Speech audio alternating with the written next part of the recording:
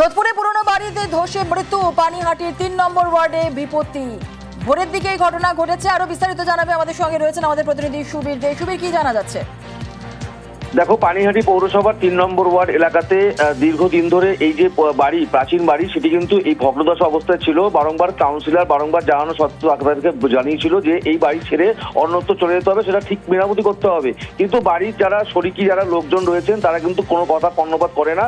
এবং সেই জায়গা থেকে কিন্তু আজ ভোর রাতে দেবকুমার শ্রীমানি, যে শরিকের মধ্যে আরেকজন, সে কিন্তু সেই বাড়িতে, সেই ঘরে কিন্তু সে ঘুমায়। যখন ঘুমানোর পরে কিন্তু ওই যে বাড়ি, ভগ্নদশা বাড়ি, সেটা কিন্তু হুড়মুড়িয়ে ভেঙে পড়ে এবং ভেঙে পড়ার পরে সেই যে ধ্বংসাবশেষ, তার নিচে চাপা পড়ে যায় দেবকুমার শ্রীমানি। এবং সেখান থেকে ঘরদোয়া থানা পুলিশকে খবর দেওয়ার, পুলিশ এসে তাকে উদ্ধার করে নিয়ে গিয়ে স্থানীয় হাসপাতালে নিয়ে গেলে চিকিৎসকেরা মৃত বলে ঘোষণা করে। এবং এই গোটা ঘটনায় চাঞ্চল্য ছড়িয়েছে গোটা এলাকায়।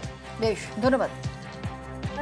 ঘুমোচ্ছিলাম, হুড়মুড় করে আওয়াজ হলো, তাড়াতাড়ি করে বাইরে বেরিয়ে এসে দেখি এই পোর্শনটা পুরো ভেঙে পড়েছে। তখনও জানি না যে আমাদের দেওয়ার চাপা পড়ে আছে। তখন ওর ছেলেটা চেঁচাচ্ছে, বাবা বাবা বাবা তুমি কোথাও, বাবা তুমি কোথাও। তারপরে ওই চেঁচাচ্ছে, বাবা বাচ্চা, আমার বাচ্চা, বিশাল আমার বাচ্চা, চেঁচা দিয়ে যাচ্ছে। তারপরে তো সব লোক তো বেশি। এটা তো অনেক দিনের বাড়ি আপনারা। হ্যাঁ, ওই 5 জনের বাড়ি তো রাজি হচ্ছে না।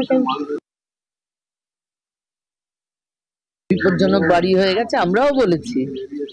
তা ওই যে ছোট ভাই, সে কোনো কথা শুনতো না, সে পুরো বাড়িটাই মানে ফ্ল্যাট করলে বেশি পার্সেন্টেজ চাইছিল।